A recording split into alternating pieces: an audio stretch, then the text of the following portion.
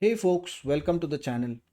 If you wish to learn how to fix registry underscore error, then let's look at the solutions.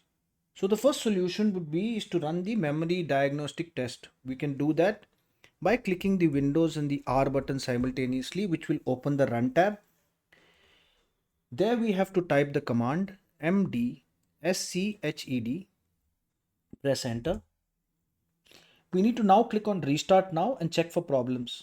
So what this will do is this will shut down the computer, check the memory for any errors, correct those errors, and then restart the computer again. The second solution would be to run the system file checker or the SFC.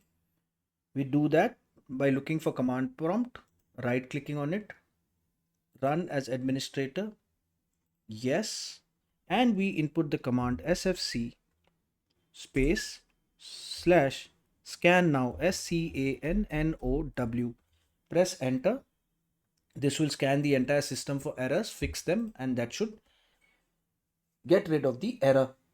But if these two options don't work, then we have to restore the system to a previous date and time where the system was having a proper registry. These errors occur because of some problem with the registry. So if you restore the system back to the date and time where the error was not being generated, that means the registry was intact, then this error should not pop up.